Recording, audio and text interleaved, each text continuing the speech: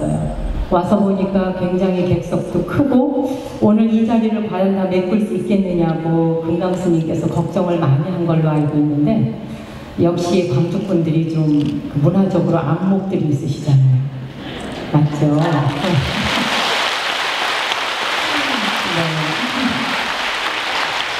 네. 오늘 그 광주의 외국인 노동자 복지센터 기금 마련을 위해서, 협조를 위해서 이런 좋은 공연을 마련했다고 들었어요.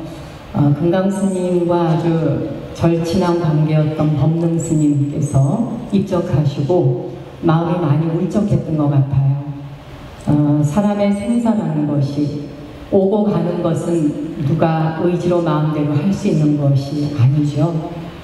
우리는 산속에서 언제나 만나고 헤어짐을 반복합니다. 돌이켜보면 종교와 상관없이 인연이라고 하는 것을 빼고 우리의 삶에 과연 무엇을 논하고 말할 수 있을까 하는 생각이 들거든요.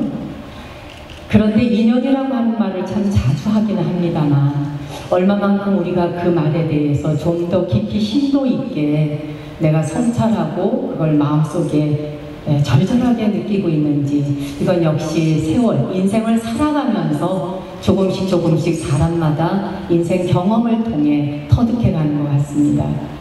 불교에서 가장 중요하게 생각하는 용어도 인연입니다만, 지금 오늘 이 광주문화예술회관에 여기에서의 이 작은 공연 하나만을 하기 위해서도 여러분이 객석에 와서 앉아 계시기까지 여기에는 촬영 감독이 있어야 되고, 무대 감독이 있어야 되고, 음향 감독이 있어야 하고, 뭐 여러 가지 이렇게 조명 감독이 있어야 되고, 파트별로 많은 사람들의 인연들이 조합되어져야지만이 어떤 한 가지가 조화를 이루게 되죠. 우리의 몸뚱이 하나를 움직여서 가는 데에도 얼마나 많은 것들이 서로 보조를 해야 합니까? 그래서 정말 인연이라고 하는 것은 굉장히 우리 삶 속에 가까이 들어와 있고 깊이 들어와 있는 말인데도 불구하고, 그 인연에 대해서 얼마만큼 절실하게 생각하고 사는가를 저 역시 요즘에 와서 참 많은 생각을 하게 됩니다. 여름철이 되면 이상하게 돌아가시는 분들이 참 많아요. 저도 몇몇 아는 분들과 모르는 분들을 떠나보내고 이 여름을 이렇게 보내고 있어요. 어디에서는 아이가 태어나고 있고 또 어디에서는 사람이 세상을 떠나죠. 정말 오고 가는 것이 둘이 아니고 하나라고 그토록 말을 하지만 현실적으로 우리에게 가는 것은 가는 거고 오는 건 오는 거란 말이죠. 그래서 정말 그 인연에 대해서 우리가 뭐 몇 생 몇 법을 만나야지만이 서로 뭐 부부가 될 수 있다, 뭐가 될 수 있다, 이런 이야기를 합니다. 제가 그 인연에 대해서 그 자료를 찾아보니까 우리 불가에서는 몇 겁이라는 말을 쓰잖아요. 겁이라고 하는 말, 1겁, 2겁, 3겁, 4겁이라고 할 때 그 겁이라고 하는 말이 도대체 우리가 너무나도 천문학적인 숫자이기 때문에 헤아릴 수가 없어요. 근데 비유를 이렇게 들었더라고요. 하늘 천상에 그 천사가 내려와서 사방 십리길에 있는 거대한 바위가 하나 있어요. 그 바위를 100년에 한 번씩 내려와서 천상의 옷자락으로 한번 슬쩍 스치고 가는 거예요. 한 번 슬쩍 스치고 가고 또 스치고 가고 100년에 한 번씩, 그것도 매일 스치는 것도 아니고요. 그렇게 해서 그 바위가 다 닳아서 먼지가 돼 진토가 돼 사라지는, 요게 1겁이 나는 거예요.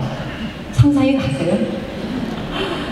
그런데 그 1겁이 그렇게 엄청난 것인데 1겁도 아니고 1000겁을 죽고 살고 이렇게 만나야 한 나라에 태어날 수 있대요. 대한민국 국민이라고 하는 이러한 그 한 나라에 태어날 수 있는 건 1000겁 정도의 인연을 맺어야지만이 우리가 죽고 태어나고 반복했을 때 한 나라에 태어날 수 있다는군요. 그리고 2000겁의 인연은 하루 동안에 동행한 사람, 하루의 길을 어딘가 가는데 나와 옆 사람이 되어서 동행을 한 사람이 있어요. 이런 동행한 인연은 적어도 2000겁의 인연을 만나본 사람이라야 가능하대요. 참 굉장한 거죠. 거기다가 3000겁은 하룻밤을 한 지붕 아래 잠을 잔 사람, 요게 3000겁. 4000 사천겁은 보니까요, 사천겁이 되면 한 민족으로 태어나요. 네, 한 민족으로. 여러 우리나라는 단일 민족이지만 뭐 중국만 하더라도 얼마나 여러 나라가 많습니까? 여러 부족들이 많잖아요. 뭐 신장 위구르족들이라든지 티베트 쪽이라든지 다 자기네 나라 아니잖아요. 근데 그냥 싸그리 다 중국 걸로 해가지고 뭉치고 보니까 다 중국 덩어리가 됐지만, 사실 그 덩어리들을 하나하나 다 원래의 모습대로 돌려주면 중국은 지금의 3분의 1 모습도 안 된다 그래요. 근데 아무튼 간에 4,000겁 정도를 살아야 한 민족으로 태어난대요. 그리고 5,000겁을 만나봤어야 한 동네에 태어나네. 여긴 지금 다 5,000겁에 인연되는 거예요. 이게 한 동네. 그죠? 네. 적어도 5,000겁 정도를 만나봤어야 한 동네에 태어날 수 있고, 이제 6,000겁 정도 되면은 하룻밤 잠을 자는데 한 이불을 덮고 같은 잠자리에 같은 침대에서 잠을 자보면 6,000겁의 인연이라 그래요. 와, 쉽죠? 자, 그리고 이제 7,000겁이 될 때 비로소 부부의 인연을 맺어요. 여기 부부 같이 오신 분 있죠? 어떤 분 그럴 거예요. 야, 이 세계 내가 한 번 만난 것도 지겨운데 7,000겁씩이나 만났다고 이게 뭔 소린가? 이럴지 모르겠어요. 자, 그리고 8,000겁이 비로소 부모와 자식 사이가 만나요. 8,000겁 정도 돼야 부모와 자식 관계가 돼요. 9,000겁이라야지만 형제 자매가 된다 그랬어요. 네, 형제 자매. 그리고 10,000겁이 되어야 스승과 제자의 인연을 맺을 수 있다. 스승. 10,000거. 네, 그런데 그럼 여기서 볼 때 부부의 인연보다 부모 자식 사이가 더 깊은 인연이잖아요. 그거는 부부는 살다가 이혼을 할 수도 있어요. 이혼하면 남남이 되거든. 근데 부모 자식 사이는 떨어져 헤어져 산다 해도 부모 자식이거든요. 피와 살을 나눈 관계라. 그래서 좀 더 인연이 지중한 것 같아요. 그리고 부모 자식보다 그러면 형제 자매가 더 지중한데 이건 무슨 뜻일까? 부모와 자식 사이도 뗄래야 뗄 수 없는 관계이지만 한 형제와 한 자매가 된다는 것은 어머니의 자궁을 같이 빌려 쓰기 때문이에요. 네, 어머니의 한 몸 안에서 같은 몸을 빌려서 형제 자매가 태어나는 인연은 보통 인연이 아니라는 거죠. 그런데 이게 10,000겁 정도 되면 스승과 제자의 인연을 맺게 되는데, 보통은 부모님은 육신의 몸을 탄생시켜주죠. 그런데 이제 스승님의 경우는 육신의 몸만 탄생시켜주는 게 아니라 바로 우리가 혈연보다도 더 중요한 법, 정신과 영혼으로서 묶어준다는 거예요. 근데 우리는 살다 보면 이렇게 지금 우리 곁에 있는 이 사람들이 적어도 3,000겁에서 5,000겁 이상은 만나봤다는 이야기인데, 이렇게 지중한 인연들이 정말 지중하게 다가오는가? 옆에 지금 사람이 있지만 만남이고 모르잖아요. 아는 지인들이 아닌다면. 그러면서 우리는 항상 삶 속에서 귀인을 만나기를 원해요. 귀한 사람, 귀한 인연을 만나기를 원하죠. 특히 신년 새해가 되면 귀인 상봉, 좋은 사람 만나기를 얼마나 영원합니까? 특히 이제 시집 장가를 보내야 할 자식들이 다 컸을 때는 좋은 인연을 만나기를 부모님들이 절에서나 어디 오셔서 기도도 합니다. 이렇게 귀인을 만나기 위해서 우리는 어떤 식으로든지 기원을 하고 기도를 하잖아요. 근데 그 귀인이라고 하는 게 정말 우리가 생각하는 좋은 인연만 귀인일까? 귀인이라는 것은 참 다양한 것 같아요. 어떤 사람들이 귀인에 속할까? 내가 그토록 원하는 것이 정말 나를 가장 정신적으로 키워주고 나를 크게 도움을 줄 수 있는 사람을 귀인이라고 말하는데, 과연 내가 인생을 살면서 그런 귀인을 만났던가? 또는 아직까지도 내가 만나기를 갈망하고 있다면 말이죠. 어쩌면 귀인이라는 것은 너무나도 내 앞에 초라한 모습으로 나타날 수도 있어요. 그리고 내가 생각한 것 같지 않게 나를 괴롭히는 사람이 내 인생의 귀인일 수도 있어요. 우리는 항상 하하호호 웃으면서 좋은 느낌만을 주는 사람이 귀인이라고 생각하지만 사실은 귀인은 너무나도 여러 종류예요. 정말 천차만별의 여러 종류를 만나게 되죠. 그런데 그 귀인은 우연한 기회에 만나기도 하고 필연적으로 만나기도 해요. 여러분이 잘 아시는 그 마이크로소프트사의 창업자인 빌 게이츠라는 사람, 이 사람을 컴퓨터의 황제라고 부르더군요. 근데 이 컴퓨터의 황제, 이 빌 게이츠를 이야기할 때 이 사람에게 따라다니는 귀인이 꼭 하나 있는데 이 사람이 일생에 만났던 아주 귀한 사람이 있어요. 스티브 발머라고 하는 사람이 없었다면 오늘의 이 빌 게이츠라고 하는 사람은 존재하지 않았을 거라고까지 얘기를 해요. 이 빌 게이츠가 마이크로소프트 회사를 운영하기 위해서 큰 전략을 짜고 방향을 정하고 경영에 대한 아이디어는 있었지만 경영 방식에 대해서는 잘 몰랐다고 해요. 그런데 스티브 발머라고 하는 사람이 직접 이 마이크로소프트사에 참여하면서 경영을 담당하게 돼요. 근데 중요한 건 뭐냐 하면 빌 게이츠가 스티브 발머라는 사람을 어디서 만났느냐는 거예요. 희한하게 대학 다니던 시절에 놀러 갔던 포카 게임장에서 만나게 돼요. 자기의 인생을 바꿔주는 대단한 기인을 빌 게이츠가 도박장에서 만났다고 하는 사실 또한 재미있지 않나요? 네, 우리는 귀인을 어디서 만난다고 할 때 여러분은 어디서 만나기를 원하세요? 어디서 만났으면 좋겠어요? 절에서? 절에서는 거의 못 만나요. 확률이 별로 없습니다. 제가 볼 때. 네, 각자 기도를 하러 와서 부처님만 쳐다보기 때문에 귀인이 부처님이시다. 그래서 딴 데로 눈이 안 돌아갑니다. 아무튼 빌 게이츠가 이렇게 포카 게임장에서 그냥 젊은 패기와 아이디어밖에 없었어. 이 꿈이 있긴 있는데 꿈을 구체적으로 실현시킬 수가 없는 거예요. 그럴 때 바로 이 스티브 발머라고 하는 사람을 만나서 의기투합하게 되죠.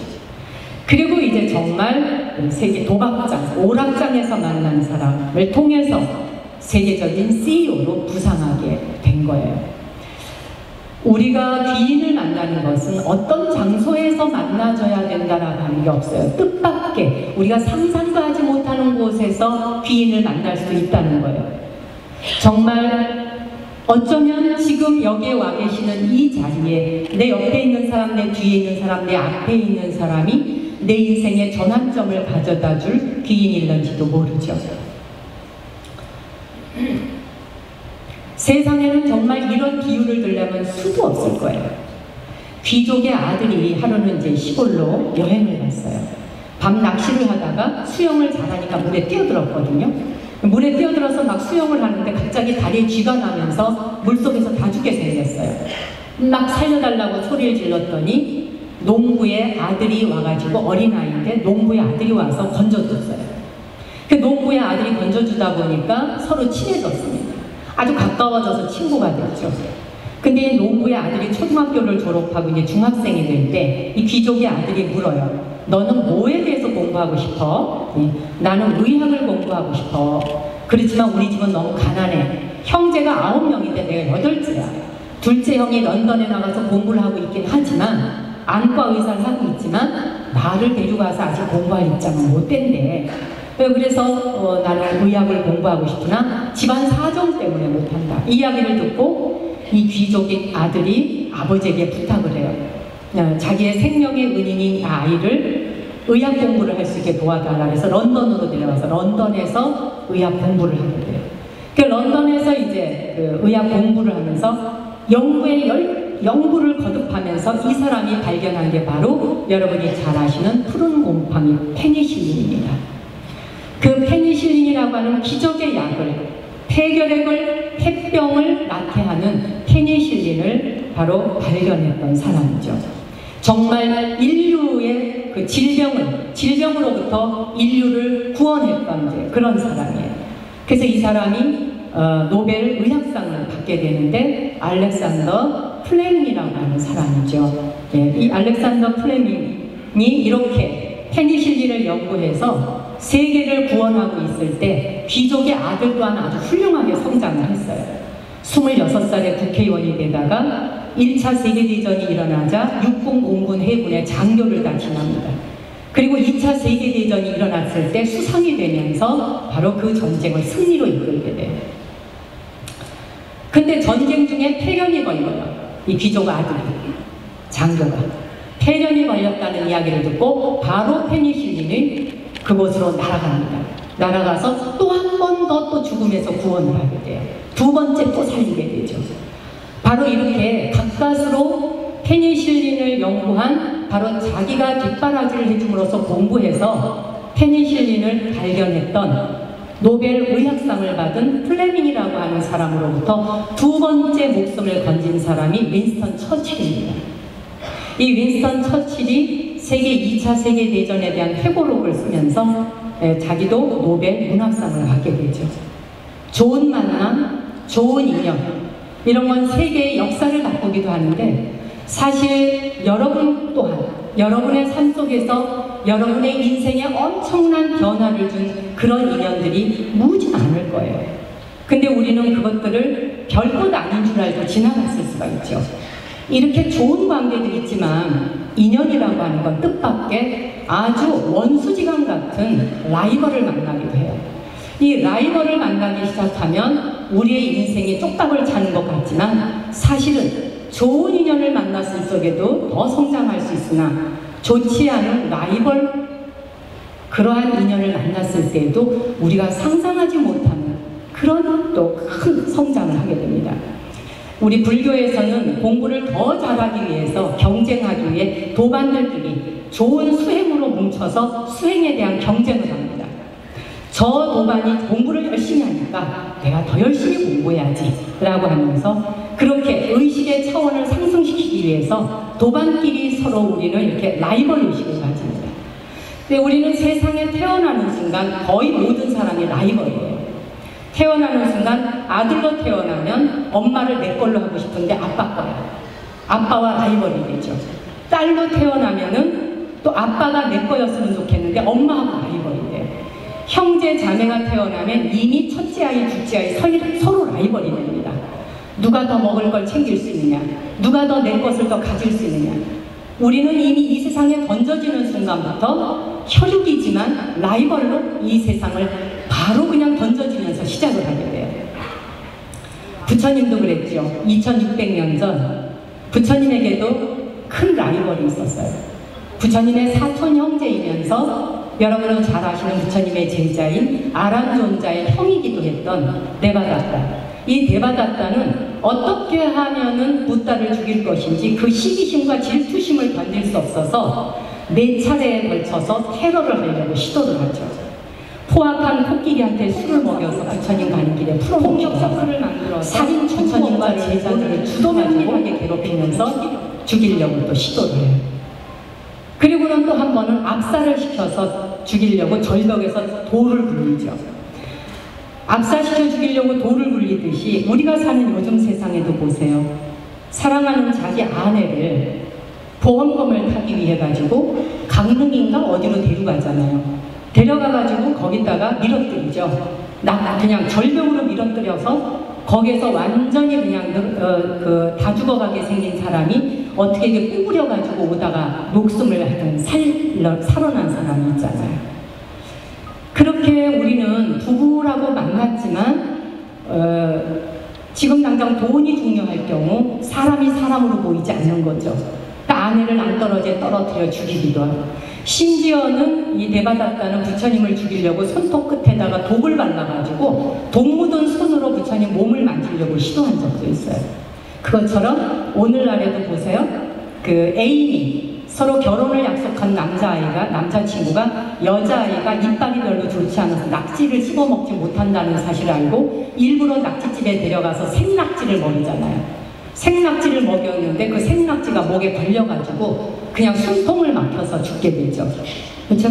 그래서 보험금을 자기가 다 타는 식으로 우리가 지금 살고 있는 이 세상 또한 삶 속에서 끊임없는 라이벌 속에서, 끊임없는 적 속에서, 끝없는 우리는 그런 그 원수지간 사이 속에서 그 틈바구니를 지나다니면서 살아야 되는 것처럼 정말 힘들게 매 순간순간을 살아가기도 하죠. 근데 그 데바다tta가 그 당시에 굉장히 수재였다고 그러고 요즘 말로 하면 엄친아였어요. 공부도 잘했고 인물도 잘생기고, 근데 이 사람은 신통을 좋아했대요. 어떻게 해서든지 붓다를 죽이고 자기가 그 자리를 차지하고 싶었지만 결국은 자신의 욕심으로 자신의 인생을 제대로 살지 못하고 살아서 생엄지옥에 빠지게 되는 그런 일을 겪게 되죠. 우리가 정말 살면서 보면 서로 사랑해서 만나서 그 사람과 내 인생을 책임지고 내가 그를 믿고 그렇게 살아가리라 라고 다짐했지만, 정말 처음에 결혼할 때는 얼마나 그 사람이 좋아요. 여러분들 이렇게 보면은 결혼할 때 그냥 입이 귀까지 들려요.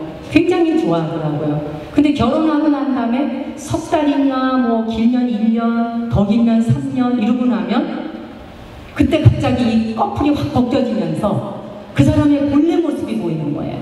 네. 내가 왜 여기 콩깍지가 씌어갖고 이런 사람을 봤지? 이라고 생각을 하게 되죠.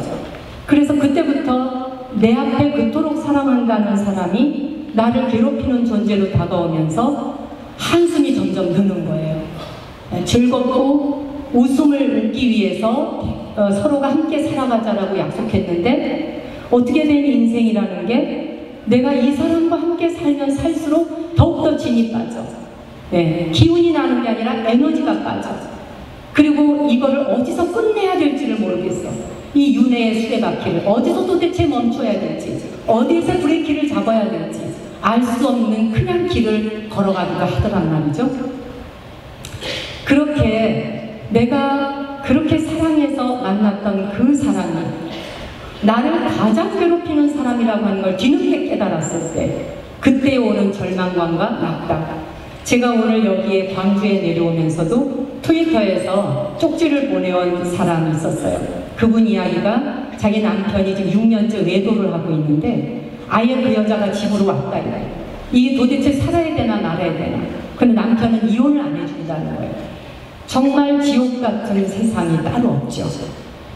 내가 그렇게 믿었던 사람의 배신이 내 자신의 가슴을 쏘을 때 살아야 하는 삶의 의미조차도 알 수 없어요.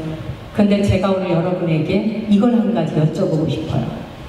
삶의 의미란 귀중한 인연, 귀한 인연 만나는 것을 우리 굉장히 인생의 필업으로 생각을 합니다만, 그 귀중한 인연을 제일 첫 번째 만나야 할 대상이 누구일까? 그 첫 번째 만나야 할 사람이 바로 나 자신이더라고요. 내가 나 자신을 온전하게 만날 수 있을 때, 내가 나를 귀중히 여길 수 있을 때, 내가 나의 모든 걸 온전히 받아들일 수 있을 때, 그때 비로소 내가 타인에 대해서도 다른 사람에 대해서도 이해하고 받아줄 수 있는 마음이 생기더란 말이죠. 오늘은 제가 여러분에게 인연에 대한 이야기도 물론 말씀을 드리면서 정리하기를 이런 이야기 한 가지 남겨드리고 싶어요. 우리 불가에서는 그 보살이라고 하는 분이 있습니다.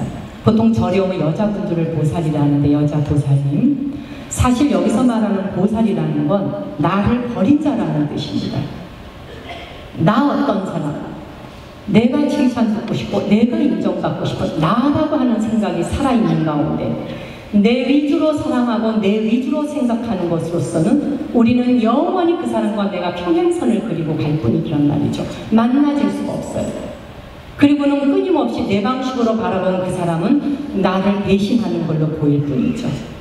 그러다 보니까 평행선상에 서서 그와 내가 만나지를 않는데, 만나지지 않는 그 사람을 바라보면서 우린 끊임없이 인생을 그냥 정말 털털거리면서 가는 거죠. 털털거리며 가는데, 나 자신을 위한 사랑일 때는 결코 우리는 나 자신의 모습으로 돌아올 수 없어요. 그 사람이 나를 받아봐줘야지만 행복해.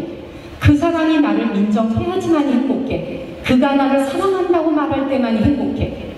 근데 사실 보살이란 그것이 아니라 나를 버리고 나를 던져놓음으로써 당신을 위해, 그대를 위해 사랑할 수 있고 그대를 위해서 내가 무엇인가를 할 수 있을 때, 그때 비로소 우리의 삶 자체가 온전해지더란 말이죠. 우리는 어쩌면 이 사바에 온 목적이 있다면 그것을 훈련하기 위해서 온 게 아닌가 싶어요.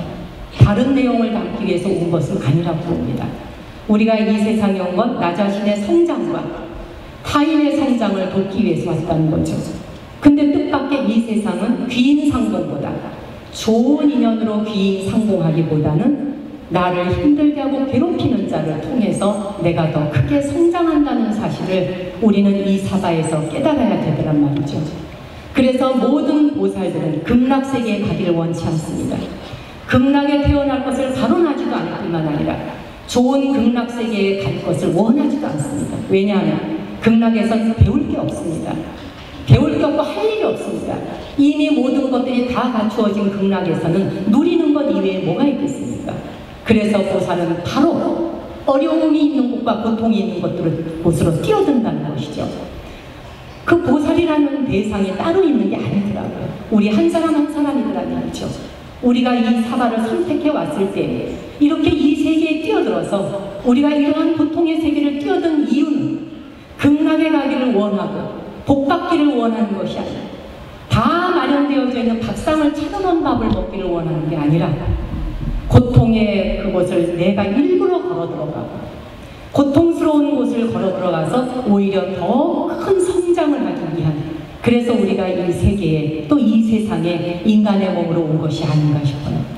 사람의 몸을 가지고 있지만 우리가 사람이다라고 말할 수 없습니다. 저 어느 날 문득 그런 생각을 하게 됐어요. 사람이다. 과연 우리가 사람일까요? 사실 우리는 사람이 되어가고 있는 중입니다. 사람이란 무엇인가?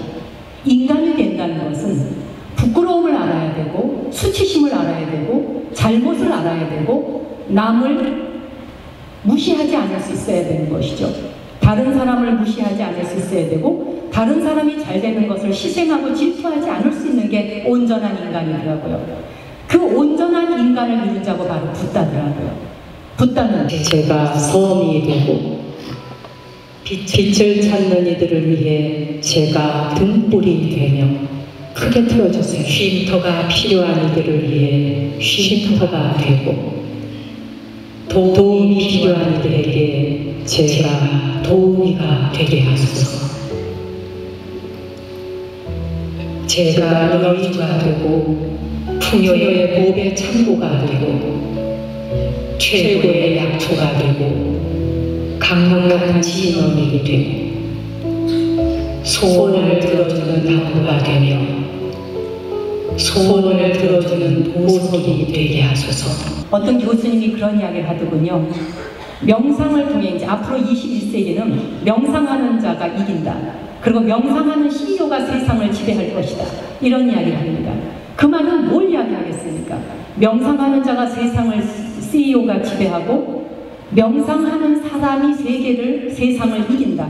명상하지 않는 자들은 이제는 세상에서 말 붙이고 발 붙일 데가 없어진다는 뜻이에요. 그러면 여기서 명상이 뭐냐? 우리가 방송 놓고 이렇게 앉아서 이게 명상입니까? 사실 명상한다는 건 정신 차린다는 뜻이죠. 정신이 멀리 나가는 거예요. 그 어느 교수님이 그래요. 차린다. 밥상 차린다. 예. 그리고 의관을 차린다. 체면을 차린다. 무엇인가를 찾는다는 건 제자리에 갖다 놓는다는 뜻이라는 거죠. 밥상 차릴 때 제대로 밥상 차림, 제사상을 차린다, 밥상을 차린다, 그죠? 의관을 차린다, 체면을 차린다, 그와 같이 정신을 차린다. 멀리 도망 나가 있는 정신을 제 위치로 갖다 놓는 것, 그게 바로 명상이라고 생각을